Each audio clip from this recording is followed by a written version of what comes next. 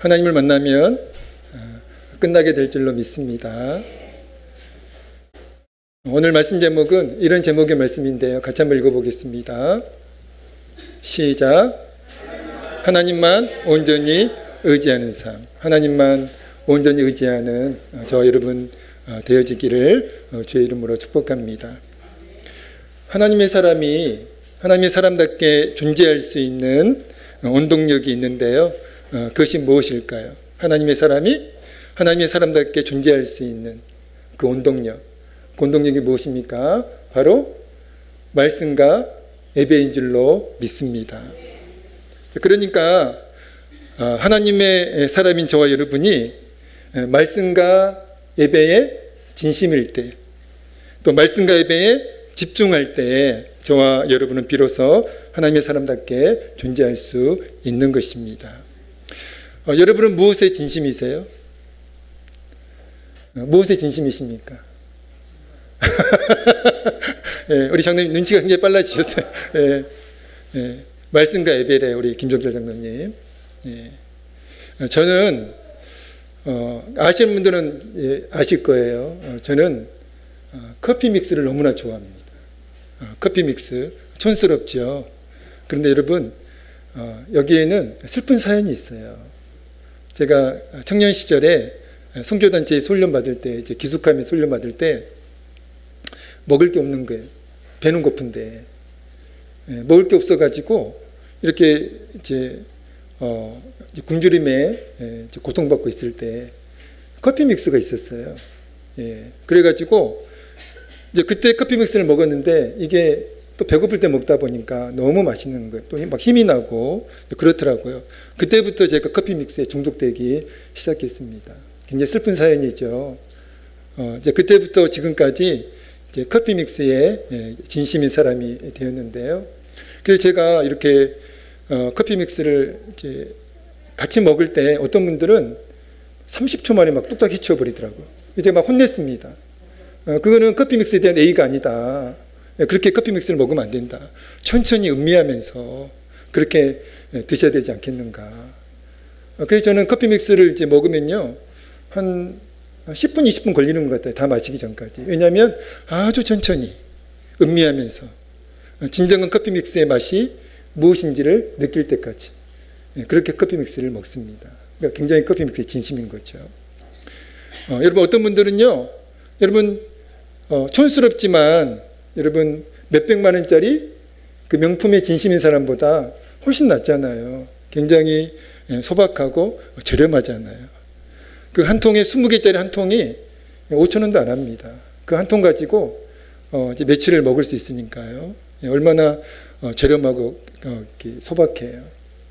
여러분 어떤 사람은요, 명품의 진심인 사람이 있습니다. 어떤 사람은 명예의 진심인 사람이 있고요. 명예라고 하면 물불을 가리지 않는 그런 명예의 진심인 사람들이 있는데요. 여러분 하나님의 사람들인 저와 여러분은 무엇에 진심인 사람들이 되어야 할까요? 그 무엇보다도 저는 커피 믹스에 진심이 있지만, 그러나 커피 믹스에 진심인 것보다도 하나님의 사람들은, 저와 여러분은 말씀과 예배에 진심이 되어야 할 줄로 믿습니다. 바라기는 여러분 모두 말씀과 예배에, 특별히 예배를 사모하며 기뻐하는 예배의 진심인 사람들 되셔서 정말 하나님의 사람답게 존재하며 하나님의 사람답게 살아가는 명품 성도들 다 되시기를 주의 이름으로 축복합니다. 오늘 성가대가 제가 지난 주일에 하나님을 만나면 끝이 끝난 것이다, 이런 찬양을 소개해 드렸는데 어떻게 성가대가 오늘 바로 찬양을 해 주셨네요. 너무 감사드리고요.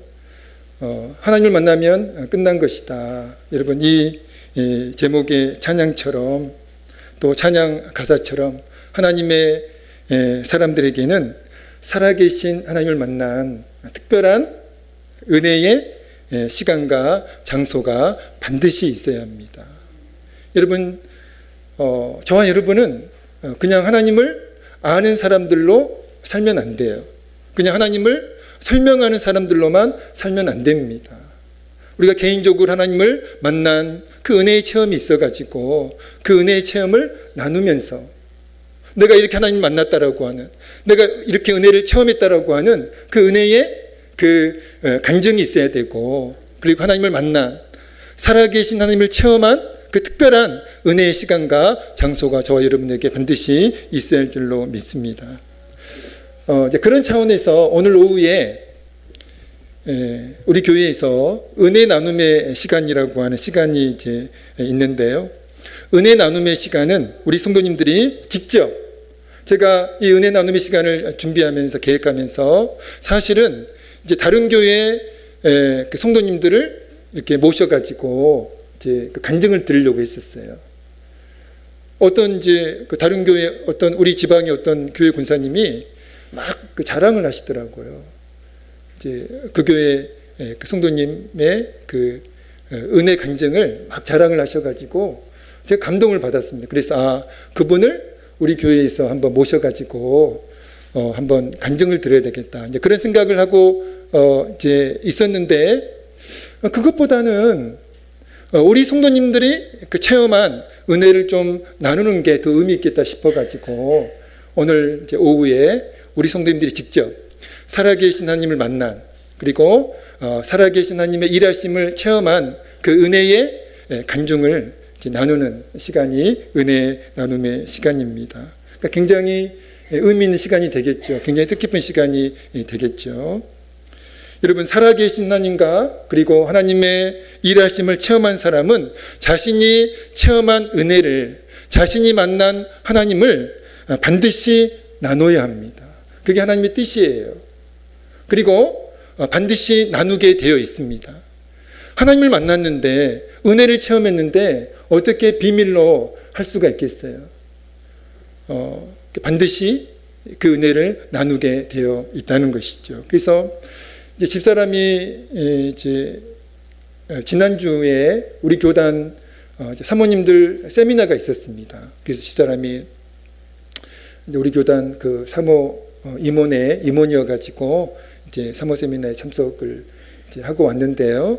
제가 얘기를 들어보니까 하나님께서 이제 일하셨던 그 일하심의 은혜가 굉장히 많이 있더라고요. 그래서 저한테 막 그런 얘기를 하는 거예요. 그래서 그러면 오늘 은혜 나눔의 시간에 꼭 그 간증을 나눠달라고 제가 부탁을 했습니다. 제 부탁을 잘 안 들어주거든요. 그런데 이거는 은혜를 나누는 시간이니까 꼭 해 주실 줄로 믿습니다. 예. 여러분, 부활하신 예수님을 가장 먼저 만난 사람이 있는데 누굽니까? 막달라 마리아예요. 부활하신 예수님을 가장 먼저 막달라 마리아가 만났습니다. 여러분, 그 여인이 부활하신 예수님을 만난 후에 어떻게 했나요? 그냥 자신만 아는 비밀로 그렇게 했나요? 아니에요. 부활하신 예수님을 만나는 그 놀라운 은혜를 체험한 후에 그는 즉시 제자들에게 가서 자신이 부활하신 예수님을 만났다라고, 예수님이 부활하셨다라고 하는 그 놀라운 은혜를 알렸다, 그렇게 말씀하고 있습니다. 마가복음 16장 10절인데요. 같이 한번 읽어보겠습니다. 마가복음 16장 10절입니다. 같이 읽겠습니다. 시작. 마리아가 가서 예수와 함께하던 사람들이 슬퍼하며 울고 있는 중에 이 일을 알림해. 아멘. 여러분, 막달라 마리아는 부활하신 예수님을, 다시 살아나신 그 예수님을 만난 후에 자신이 체험한 그 놀라운 은혜를 자신만 알지 않고 다른 제자들에게 알렸다고 했는데요. 다시 말하면 은혜 나눔의 시간을 가졌다는 것이죠. 오늘 본문 말씀은 야곱이 살아계신 하나님을 만난 특별한 은혜의 시간과 특별한 은혜의 장소에 관한 말씀인데요. 우리에게 너무나 익숙한 말씀이죠. 그런데 오늘 말씀의 배경을 먼저 아셔야 됩니다. 야곱이 20년 전, 그러니까 오늘 이제 본문 말씀 20년 전, 과거의 일이죠. 20년 전 아버지 이삭을 속여요. 그래가지고 형 에서가 받아야 할 이삭에게서 형 에서가 받아야 할 축복 기도를 이제 야곱이 그 아버지를 속여가지고 자신이 대신 받습니다. 축복 기도를 자신이 대신 받죠. 나중에 그 사실을 안 형 에서가 분노해가지고 동생 야곱을 죽이려고 했죠. 그래서 야곱이 급히 이제 외삼촌 라반의 집으로 도망을 쳤잖아요. 여러분, 야곱은 금세 다시 돌아오게 될 줄로 생각했습니다. 그런데 무려 몇 년을 외삼촌 라반의 밑에서 생활을 하게 되었나요? 무려 20년을 야곱은 외삼촌 라반 밑에서 생활을 하게 되었죠. 그리고 20년을 그렇게 사는 동안 외삼촌 라반의 딸들과 결혼을 했고요. 또 그 딸들의 요정들과 결혼해가지고 11명의 아들 그리고 1명의 딸을 얻게 됩니다. 그리고 하나님의 은혜로 거부가 되었죠. 막내는 나중에 얻었어요. 거기에서는 외삼촌 라반의 집에서는 이제 그 아들 11명 그리고 딸 1명을 이제 얻었습니다. 그리고 하나님의 은혜로 이제 야곱이 거부가 되었는데 어느 날 하나님께서 야곱에게 무슨 말씀을 하시죠? 고향으로 돌아가라는 말씀을 하십니다. 그래서 야곱은 그 하나님 고향으로 돌아가라는 그 하나님의 말씀에 순종해가지고 고향으로 돌아오게 되었다는 것이죠. 그 아내들과 함께 또 자녀들과 함께 또 그 외삼촌 라반의 이제 밑에서 생활하는 동안 부자가 되었잖아요. 그래서 그 많은 이제 재산과 함께 이제 고향으로 돌아오게 되었는데, 여러분, 고향으로 하나님의 말씀에 순종해가지고 고향으로 돌아온 그 야곱이 직면한 어떤 문제가 있었습니다. 여러분, 야곱이 고향으로 돌아와가지고 어떤 문제를 직면하게 되었죠? 바로 창세기 32장 6절 말씀이 고향으로 돌아온 야곱이 직면한 문제였다는 것이죠. 같이 읽어보겠습니다. 창세기 32장 6절입니다. 시작. 사자들이 야곱에게 돌아와 이르되 우리가 주인의 영 에서에게 이른즉 그가 400명을 거느리고 주인을 만나려고 오더이다. 아멘. 여러분, 고향으로 돌아온 야곱이 직면한 문제가 무엇이었어요? 20년이 지났는데 아직도 야곱을 향한, 동생 야곱을 향한, 자신을 향한 풀리지 않은 그 형 에서의 분노와 살기였다는 것이죠. 형 에서가 동생 야곱이 고향으로 돌아오고 있다는 그 소식을 듣고 장정 400명과 함께 야곱에게 오고 있었는데요. 여러분, 에서가 지금 거느리고 오는 그 장정 400명이 뭘 의미하는 것 같습니까? 사랑하는 동생 야곱이 20년 만에 돌아오니까 환영하려고 400명을 데리고 지금 동생을 맞이하러 오는 건가요? 아니에요. 여러분, 환영의 의미였다면 그럴 필요가 없습니다. 그런데 에서가 장정 400명을 데리고 지금 야곱을 향해 오고 있다는 것은 무엇을 의미합니까? 바로 동생을 죽여야 되겠다라고 하는 그 에서의 그 분노, 그 살기를 의미하는 거예요. 여러분, 형 에서가 장정 400명을 거느리고 자신에게로 오고 있다는 그 보고를 접한 야곱의 심정이 어떠했을까요? 창세기 32장 7절은 이렇게 야곱의 심정에 대해서 말씀합니다. 같이 한번 읽어볼까요? 창세기 32장 7절입니다. 시작. 야곱이 심히 두렵고 답답하여. 여러분, 자신만 죽는 것이 아니에요. 사랑하는 자신의 아내들도 죽임을 당할 것이고 사랑하는 자녀들도 에서의 손에 죽임을 당할 것이라고 하는 그 사실을 생각하면서 야곱은 심히 두려워했다는 것입니다. 그래서 야곱은 너무나 절박한 심정으로 하나님께 기도를 하죠. 정말 간절히 기도합니다. 형 에서의 자신을 지금 죽이기 위하여 오고 있는, 자신의 가족들을 몰살하기 위하여 오고 있는 그 형 에서의 손에서 자신과 자신의 가족을 지켜달라고 간절히 기도하는 그 장면의 말씀이요, 창세기 32장 9절에서 12절까지 말씀입니다. 사랑하는 성도 여러분, 오늘 본문 말씀은 바로 야곱의 그 간절한 기도 후에 일어났던 그 사건이에요. 여러분, 어떤 사건입니까? 야곱이 야복강에서, 야복강이라고 하는 그곳에서 어떤 사람과 24절에 보니까 밤새도록 씨름했다, 그렇게 말씀하고 있는데, 여러분, 그 야곱과 밤새도록 씨름했던 그 사람은 누구예요? 그 사람의 정체가 무엇입니까? 하나님이시죠. 하나님이셨습니다. 하나님이 야곱에게 나타나셔서 밤새도록 야곱과 씨름을 하셨다는 것이죠. 야곱이 자신이 밤새도록 씨름한 그 대상을 처음에는 사람으로 알았어요. 근데 나중에 하나님이심을 이제 야곱이 깨닫고 자각하고 야곱이 나중에 그곳 이름을 무엇이라고 했나요? 오늘 보면 30절입니다. 같이 한번 읽어보겠습니다. 30절 읽겠습니다. 시작. 브니엘이라 하였으니 그가 이르기를 내가 하나님과 대면하여 보았으나 내 생명이 보존되었다 함이더라. 아멘. 브니엘은 무슨 뜻일까요? 하나님의 얼굴이라고 하는 뜻을 가지고 있는 단어입니다. 근데 여러분, 그곳의 본래 지명은 브니엘이 아니에요. 그런데 야곱이 그 야복강에서, 그 야복나루에서 하나님을 만난 후에, 하나님을 체험한 후에 그곳 이름을 브니엘이라 그렇게 지어서 불렀다는 거예요.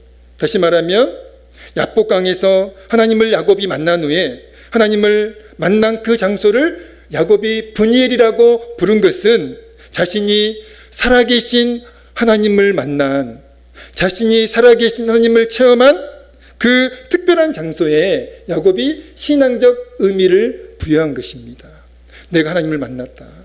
내가 살아계신 하나님을 내가 체험했다. 그 신앙적 의미를 부여한 이제 이름이 바로 브니엘이라고 하는 이름인 것이죠.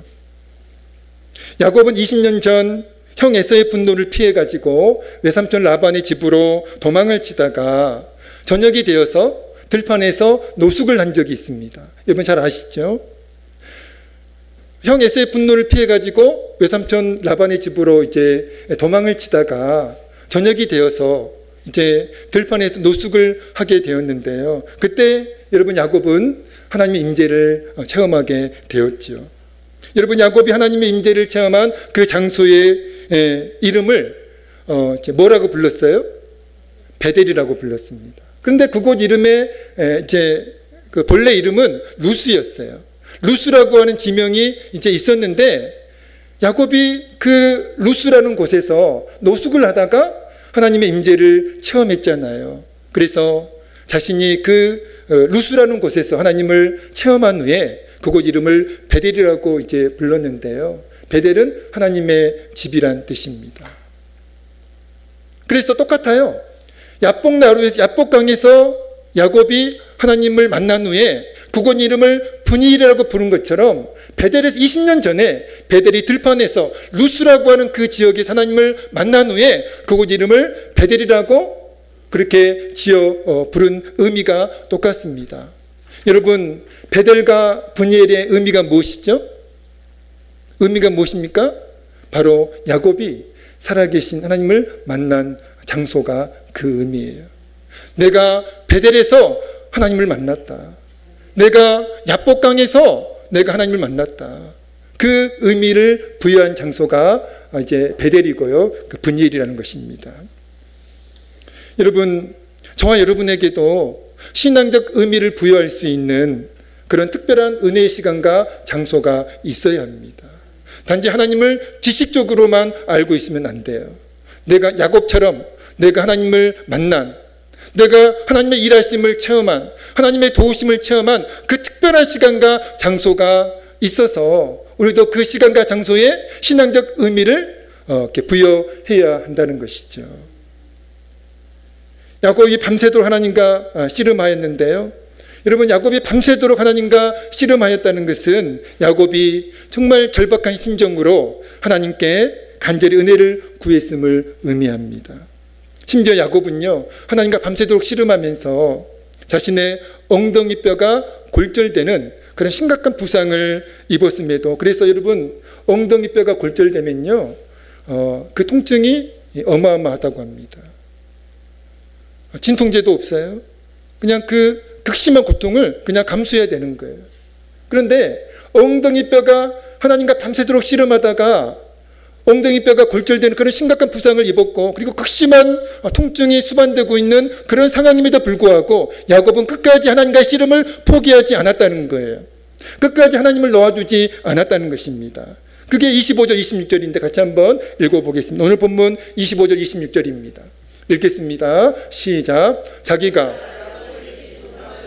그가 야곱의 허벅지 간절을 치매 야곱의 허벅지 간절이 그 씨름할 때에 어긋났더라. 그가 이르되 날이 세려하니 나로 가게 하라. 야곱이 이르되 당신이 내게 축복하지 아니하면 가게 하지 아니하겠나이다. 아멘. 여러분, 저와 여러분이 은혜를 받으려면 여러분, 하나님은요 아무에게나 은혜를 주지 않습니다. 저와 여러분이 은혜를 받으려면 야곱처럼 은혜를 간절히 사모하셔야 돼요. 주님을 간절히 사모하셔야 됩니다. 여러분, 사모함과 간절함이 있는 곳에 반드시 은혜가 부어질 줄로 믿습니다. 여러분, 솔로몬이 우리가 잘 아는 말씀이죠. 솔로몬이 1,000번제를 드렸어요. 1,000번의 번제를 연속적으로 드렸다는 거예요. 오늘 한 번 드리고 내일 또 한 번 드리고 그렇게 1000일 동안 1,000번제를 드렸다는 것이 아니라 연속적으로 1,000번의 번제를 드렸다는 거예요. 여러분, 그렇게 솔로몬이 1,000번제를 드린 후에 하나님이 솔로몬에게 나타나셨죠. 여러분, 그 1,000번제가 뭘 의미하는 것 같습니까? 솔로몬이 드렸던 그 1,000번제, 그리고 솔로몬이 1,000번제를 드린 후에 하나님이 솔로몬에게 나타나셔서 솔로몬을 만나 주셨고 솔로몬에게 놀라운 복을 허락해 주셨는데, 여러분, 그 1,000번제가 뭘 의미하는 것 같습니까? 바로 간절함과 사모함이에요. 솔로몬 은혜를 간절히 사모했습니다. 주님을 간절히 사모했어요. 축복을 간절히 사모했습니다. 그래서 그 사모함을 가지고, 그 간절함을 가지고 1,000번제를 하나님께 드렸고요. 그 간절함과 사모함이 하나님께 연락이 되어서 하나님이 솔로몬에게 나타나셨고 솔로몬을 만나 주셨고 솔로몬에게 놀라운 복과 은혜를 허락해 주셨다는 거예요. 하나님이 야곱과의 씨름 끝에 야곱의 이름을 이스라엘이라는 새로운 이름으로 바꿔주시면서 야곱을 축복해 주셨는데요. 27절 28절 다시 한번 읽습니다. 27절 28절입니다. 읽겠습니다. 시작. 그 사람이 그에게 이르되 내 이름이 무엇이냐? 그가 이르되 야곱이니이다. 그가 이르되 내 이름을 다시는 야곱이라 부를 것이 아니요 이스라엘이라 부를 것이니 이는 내가 하나님과 및 사람들과 겨루어 이겼음이니라. 아멘. 여러분, 마침내 하나님께서 이제 야곱에게 복을 주셨는데요. 복을 주시기 전에 야곱의 이름을 어떤 이름으로 바꿔주셨어요? 이스라엘이라고 하는 이름으로 새롭게 바꿔주셨습니다. 야곱의 이름은요, 부정적인 의미가 있어요. 속이는 자라고 하는 그런 부정적인 이제 의미가 담겨 있고요. 이스라엘은 오늘 말씀에도 이제 그대로 해석이 되어 있죠. 이스라엘은 무슨 뜻입니까? 하나님과 겨루어 이긴 자다. 그런 의미를 가지고 있는 이제 이름이 이스라엘입니다. 여러분, 하나님이 야곱의 이름을 이스라엘로 바꿔주신 것은 어떤 의미가 있을까요? 야곱은 하나님과 겨루어 이긴 자다. 여러분, 그렇게 하나님께서 야곱의 이름을 바꿔주신 의미가 있습니다. 그 의미가 무엇입니까? 바로 야곱이 이제는 자신을 의지하는 사람이 아닌 오직 하나님만을 절대적으로 의지하는 신실한 믿음의 사람으로 변화되었음을 의미하는 것이죠. 여러분, 야곱은요, 야복강에서 하나님을 만나기 전에 여러분, 야곱에게 신앙이 있었어요. 그러나 그 신앙은 신실한 신앙이 아니었다는 것이죠. 하나님을 믿었지만, 그러나 야곱은 여전히 하나님을 온전히 의지하기보다는 자신의 지혜를 의지했고요, 자신의 능력을 의지했고요, 자신의 열심을 의지했던 사람입니다. 하나님을 별로 의지하지 않았어요. 신앙이 있었지만, 그러나 야곱은 야복강에서 하나님을 만나기 전에, 하나님을 체험하기 전에 야곱은 하나님을 온전히 의지했던 사람이 아니었다는 거예요. 그러나 야복강에서 야곱이 하나님을 만난 후에 야곱은 하나님만 온전히 의지하는 사람으로 변화가 되었는데요. 그 변화가 바로 이스라엘이라고 하는 그 이름의 의미에 담겨 있다는 것입니다. 사랑하는 성도 여러분, 하나님을 만난 사람은 반드시 변화가 되는데요. 생각이 변화되고 말이 변화되고 그리고 가치관과 세계관이 변화되고요. 그리고 행동이 반드시 하나님을 만난 사람은 변화가 됩니다. 여러분, 한번 생각해 보세요. 하나님을 만났는데 어떻게 과거의 모습과 똑같이 살 수가 있을까요? 그것은 불가능합니다. 하나님을 만난 사람은 반드시 달라져요. 반드시 변화가 됩니다. 그래서 말이 달라지고요, 생각이 달라지고요, 가치관과 세계관이 달라져요. 그리고 행동이 달라집니다. 그러나 하나님을 만난 사람의 변화의 핵심이 무엇일까요? 하나님을 절대적으로 의지하는 사람으로 변화가 된다는 것이죠. 자신의 능력 의지하지 않습니다. 사람을 의지하지 않습니다. 자신의 지혜를 의지하지 않아요. 자신의 노력을 의지하지 않습니다. 하나님을 만난 사람은 오직 하나님만 절대적으로 의지하게 된다는 것이죠. 여러분, 하나님을 만난 사람은 반드시 변화되는데 그 변화의 핵심은 더 이상 그 어떤 것도 의지하지 않고 오직 하나님만을 절대적으로 의지하게 된다는 것입니다. 야곱이 오직 하나님만을 절대적으로 의지하는 사람으로 변화된 증거가 창세기 33장 1절에서 3절까지 말씀인데요. 같이 한번 읽어보겠습니다. 창세기 33장 1절에 3절입니다. 창세기 33장 1절 3절입니다. 읽겠습니다. 시작. 에서가 400명의 장정을 거느리고 오고 있는지라 두 여종에게 맡기고 여종들과 그들의 자식들은 앞에 두고 레아와 그의 자식들은 다음에 두고 라헬과 요셉은 뒤에 두고 자기는 그들 앞에서 나아가되 몸을 7번 땅에 굽히며 그의 영 에서에게 가까이 가니. 아멘. 여러분, 야곱이 야복강에서 하나님을 만나기 전에는요, 야곱은 문제를 자신이 직면한 문제를 자신의 힘으로 해결하려고 그랬어요. 인간적인 방법으로 해결을 하려고 했습니다. 그래서 재물들을 자신이 이제 가지고 간 재물들을 나눠 가지고 이제 에서에게 보내기도 했고요. 그리고 아내들과 자식들을 이제 앞에 먼저 보내는 그런 이제 그 인간적인 방법을 야곱이 모색을 했다는 것이죠. 그런데 야곱이 야복강에서 하나님을 만난 후에 33장 1절에 3절에서 보니까 완전히 달라져 있어요. 사람이 두려움에 벌벌 떨던 야곱의 모습이 아닙니다. 과거에는 그 에서를 두려워하면서 인간적인 방법으로 이제 아내들과 자식들을 자신 먼저 앞세웠어요. 그러나 이제는 아내들을 자신 뒤에 둡니다.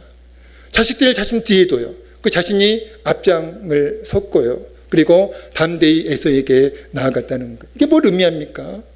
에서가 지금 믿음으로 하나님만을 온전히 의지하고 있다는 거예요. 내가 죽으면 죽으리라. 그 심정으로 에서에게 나아갔고요. 그리고 하나님의 보호하심을 확신하면서 하나님의 일하심을 확신하면서 지금 야곱이 에서를 대하고 있다는 것입니다.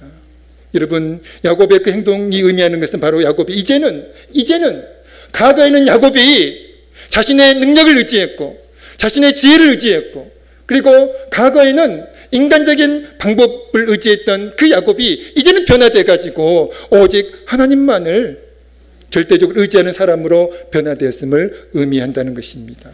사랑하는 성도 여러분, 하나님을 만나 변화된 야곱에게 하나님이 베풀어 주신 놀라운 은혜가 있습니다. 그게 창세기 33장 4절 말씀인데요. 같이 읽어보겠습니다. 창세기 33장 4절입니다. 읽겠습니다. 시작. 에서가 달려와서 그를 맞이하여 안고 목을 어긋맞추어 그와 입맞추고 서로 우니라. 아멘.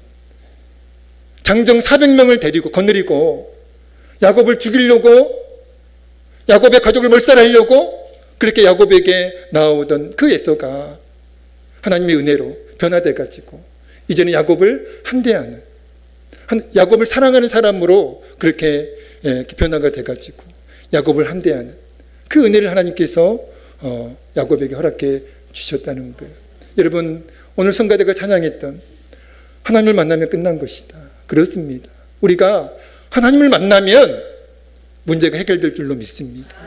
하나님을 만나면 하나님께서 반드시 복을 줄 줄로 믿습니다. 하나님의 임재를 정말 간절히 사모하는, 우리가 정말 하나님의 은혜를 간절히 사모하는, 하나님의 도우심과 하나님의 일하심과 하나님의 역사하심을 정말 간절히 사모하는 저와 여러분 되셔가지고 하나님의 임재를 체험하는, 하나님의 일하심과 하나님의 도우심과 살아계신 하나님을 체험하는, 그리고 하나님을 정말 온전히 의지하는 야곱처럼 야곱이 야복강에서 하나님을 만난 후에 완전히 변화돼가지고 딴 사람 돼가지고 하나님을 온전히 의지했던 것 같이 저와 여러분도 하나님을 만난 후에 하나님을 온전히 의지하는 신실한 믿음의 사람으로 변화되어지기를 주의 이름으로 축복합니다. 기도하겠습니다. 하나님 아버지, 하나님을 만나면 문제가 반드시 해결될 줄로 믿습니다. 우리가 염려하는, 걱정하는 그 모든 문제들이 하나님을 만나면 다 해결될 줄로 믿습니다. 하나님을 만나면 하나님께서 주시는 복을 받게 될 줄로 믿습니다. 하나님 아버지, 하나님을 만나면 변화될 줄로 믿습니다. 하나님을 온전히 의지하는, 하나님을 온전히 신뢰하는 신실한 믿음의 사람으로 변화될 줄로 믿습니다. 늘 하나님의 임재를 간절히 사모하는, 그리고 하나님의 은혜를 늘 간절히 사모하는 우리 모두가 되어져서 하나님의 임재를 체험할 수 있도록, 하나님의 일하심과 하나님의 도우심과 하나님의 역사하심을 체험할 수 있도록 은혜를 베풀어 주시옵소서. 예수님의 이름으로 간절히 기도하옵나이다. 아멘. 찬송가 308장 찬양 드립니다.